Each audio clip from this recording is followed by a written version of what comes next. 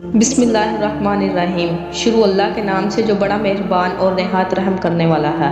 معزز خواتین حضرات، تمام سننے اور دیکھنے والوں کو السلام علیکم۔ آسمانی فضیلت کے وہ چاند جن کی چمک کبھی مان نہ پڑے گی، وفا، شاعری، شوق جہاں اور ذوق عبادت میں بلند مقام پایا، کم عمر سے لے کر شہادت تک محبوب صلی اللہ علیہ وسلم کا ساتھ نبھایا، آزاد کردہ غلاموں میں سب سے پہلے ایمان لائے، وہ واحد صحابی جن کا نام قرآن مجید میں آیا، صحابہ کرام میں حب نبی یعنی نبی کے محبوب کا لقب پایا۔ کئی مرتبہ آپ صلی اللہ علیہ وسلم نے ان کو امیر لشکر بنا کر روانہ فرمایا اور اللہ تبارک و تعالیٰ کے فضل و کرم سے ہر بار کامیابی کا جھنڈا لہرایا۔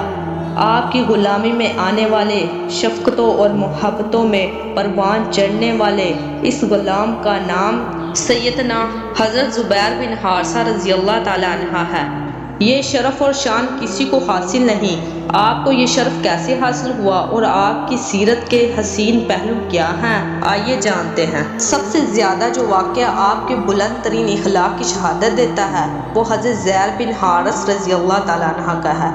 یہ قبیلہ کلب کے شخص حارث بن شجیل یا شراجیل کے بیٹے تھے۔ ان کی ماں سیدہ بنت ثعلبہ طے کی شاخ بن معین سے تھی۔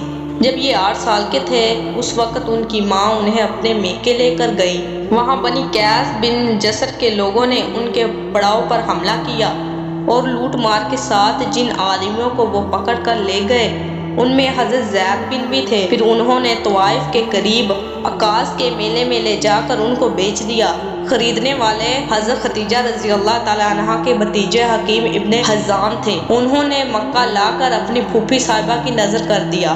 نبی علیہ السلام سے جب حضرت ختیجہ رضی اللہ تعالیٰ عنہ کا نکاح ہوا تو حضور صلی اللہ علیہ وسلم نے ان کے ہاں زید رضی اللہ تعالیٰ عنہ کو دیکھا اور ان کی عادت و طور ان کو اس قدر پسند آئے کہ آپ صلی اللہ علیہ وسلم نے انہیں حضرت ختیجہ رضی اللہ تعالیٰ عنہ سے مانگ لیا۔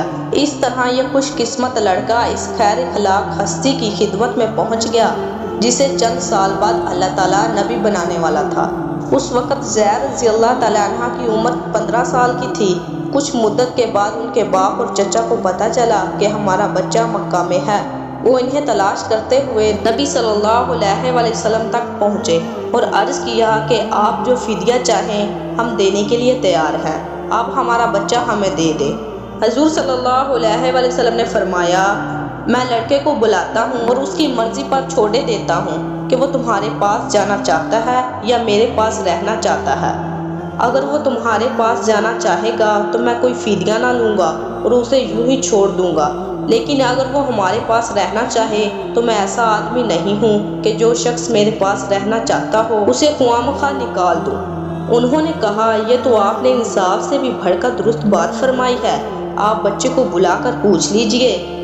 حضور صلی اللہ علیہ وسلم نے زید رضی اللہ تعالیٰ عنہ کو بلایا اور ان سے کہا، ان دونوں کو جانتے ہو؟ انہوں نے عرض کیا، جی ہاں، یہ میرے والد ہیں اور یہ میرے چچا ہیں۔ آپ صلی اللہ علیہ وسلم نے فرمایا، اچھا تو تم ان کو بھی جانتے ہو اور مجھے بھی جانتے ہو، اب تمہیں پوری آزادی ہے، چاہو تو ان کے ساتھ چلے جاؤ، اگر چاہو تو میرے ساتھ رہو۔ انہوں نے جواب دیا، میں آپ کو چھوڑ کر کسی کے پاس نہیں جا سکتا۔ ان کے باپ اور چچا نے کہا، زید رضی اللہ تعالیٰ عنہ، کیا تو آزادی پر غلامی کو ترجیح دیتا ہے اور اپنے ماں باپ اور خاندان کو چھوڑ کر غیروں کے پاس رہنا چاہتا ہے؟ انہوں نے جواب دیا کہ میں نے ان کے جو اوصاف دیکھے ہیں، ان کا تجربہ کر لینے کے بعد اب میں دنیا میں کسی کو بھی ان پر ترجیح نہیں دے سکتا۔ زید کا یہ جواب سن کر ان کے باپ اور چچا بخوشی راضی ہو گئے۔ حضور صلی اللہ علیہ وسلم نے اسی وقت زید رضی اللہ تعالیٰ عنہ کو آزاد کر دیا اور حرم میں جا کر قریش کے مجمع عام میں اعلان فرمایا کہ آپ سب لوگ گواہ رہیں، آج سے زید میرا بیٹا ہے، یہ مجھ سے وراثت پائے گا اور میں اسی بنا پر لوگ ان کو زید بن محمد کہنے لگے۔ سبحان اللہ۔